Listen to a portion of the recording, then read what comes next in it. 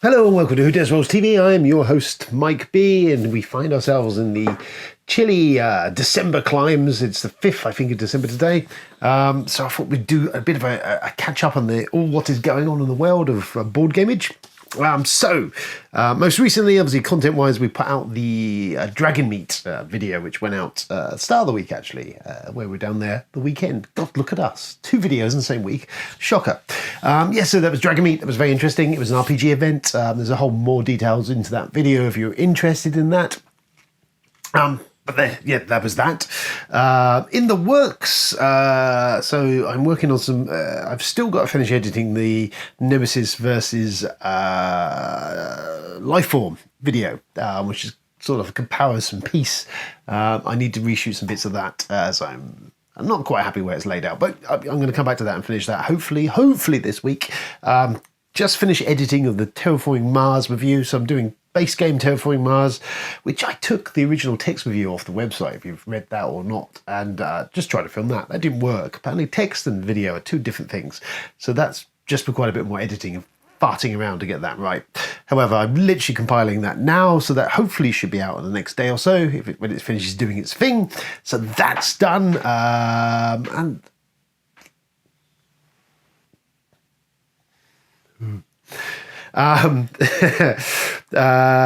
there's that. So there's all that sort of stuff I'm doing at the moment. Plus, I'll be doing a quick sort of down and dirty review of all of the Terraforming Mars expansions, or pretty much most of them, and which ones I personally think are quite good, and which ones I think that you probably shouldn't bother with, needn't deal with.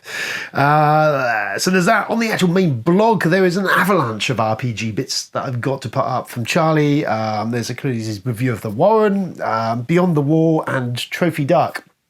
I just need to sort that time out to get them sorted, edited, offed on and out. So within the hopefully next day or 2, they should start to emerge if you're that way inclined.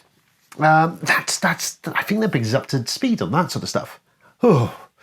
How do I find time to work? Well, actually, I'm off this week. That's why. But normally, I don't know. I don't get this stuff. So what have we played this week? So we played a 5-player game of Foggy last Friday. Which, if you know Foggy, really, it's essentially supposed to be a 2-player game. It's a kind of storytelling game. It's based on like romantic comedies type thing. You each play couples in this scenario, and you're playing cards down, and it kind of takes you off all these kind of rom-com-ish type sort of situations and stuff. You know, quite progressive for its time, because you can play same-sex relationships, all sorts of stuff like that.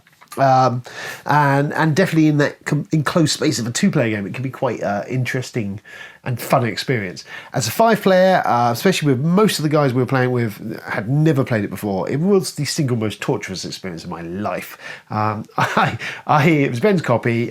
He'd not played it obviously for a while, because he couldn't run us through the rules explanation, and I've not played it for a while. So I ended up doing the tutorial, which is you reading lots of cards, and frankly, it's not that complicated game actually once you know what you're doing with it, and it was painful in the extreme. It was more resembled a TED talk for the lovelorn than a game playing experience. So that went down well.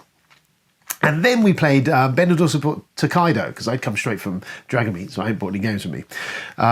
Which, Tokaido, I will go on point here, is one of the most pointless games ever made. And this only just re-emphasised my loathing for the game.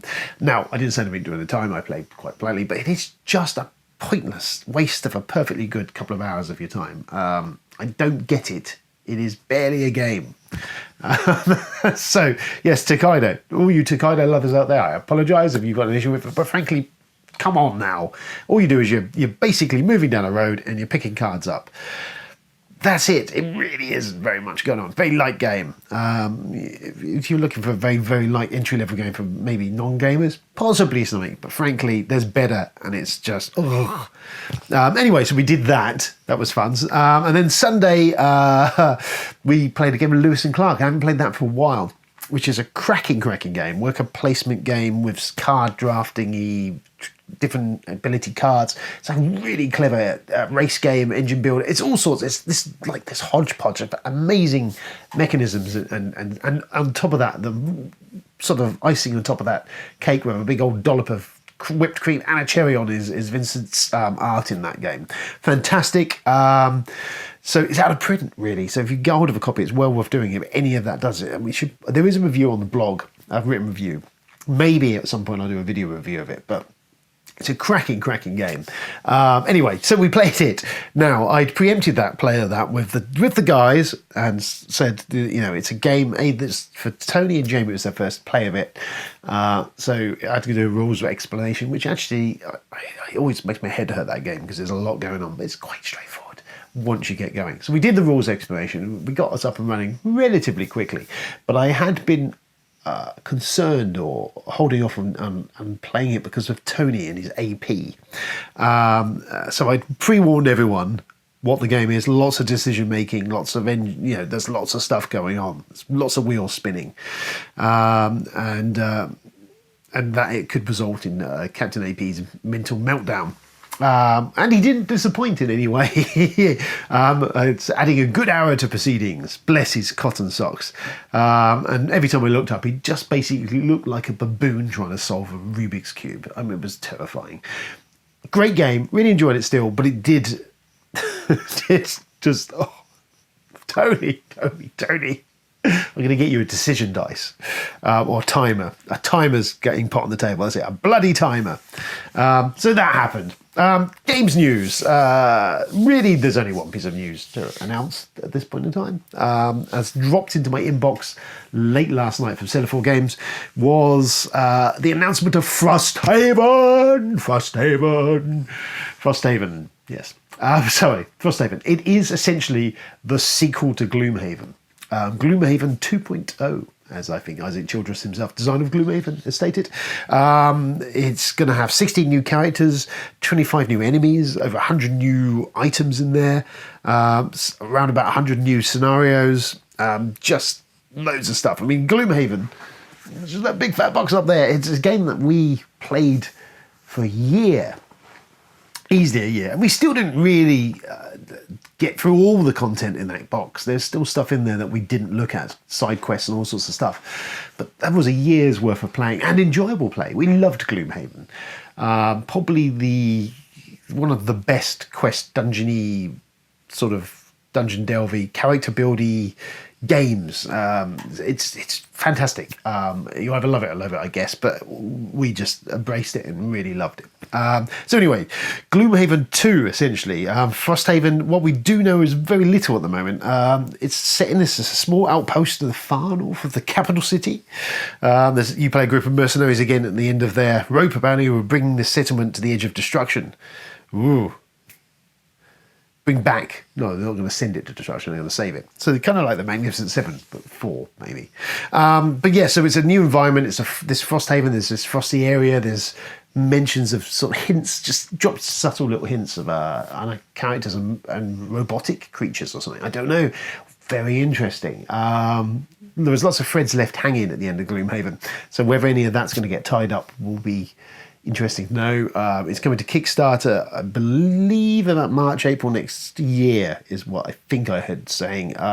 Isaac will be at PAX Unplugged coming up, I think, in the next couple of days, actually. I did have a note of when it was. Saturday, 10 a.m. He will be doing a live discussion, Q&A on Frosthaven. So hopefully a little bit more information might have dropped. We don't need to know too much. I mean, Gloomhaven was a legacy-ish based game. It was quite a phenomenon at the moment. And recently in Black Friday sales, it's been quite reasonably priced if you don't own a copy. So yes, wow, amazing news. That was pretty interesting. We're stoked for it. There's already been discussion about grabbing our copy. So yeah, if you missed out the first time, I imagine you could dive in without playing Gloomhaven. You'd probably want to play Gloomhaven anyway, why not? But there we go. If you've not finished your copies of Gloomhaven, now it's lighting a fuse on your ass to get that done on that. So there's that. Other than that, Terraforming Mars was released on the actual phone app, yesterday, I think it was.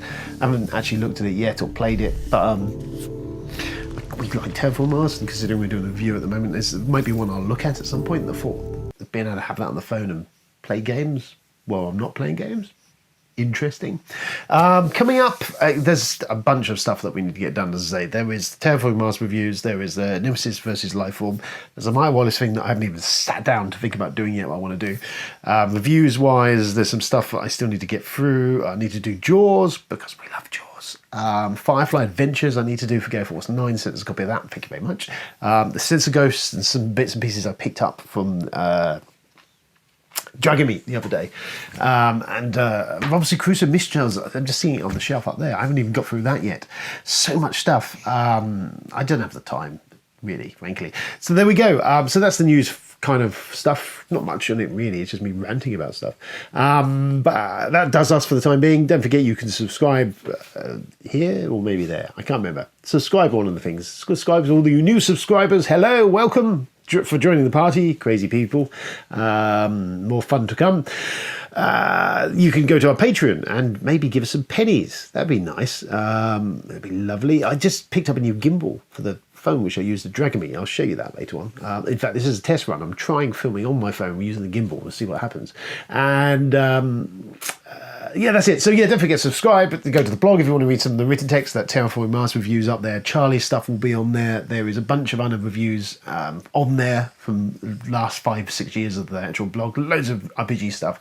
Loads of board game written reviews and stuff from all different people, not just me. So that's up there as well. Articles and all sorts of stuff. If you've never been there, there's a thing you could do.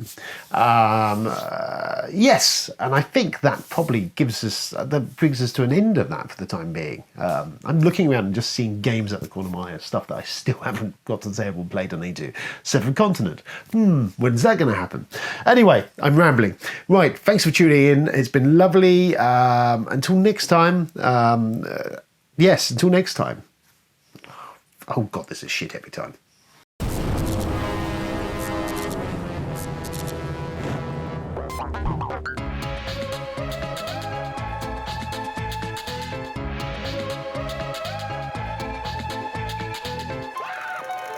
Wow.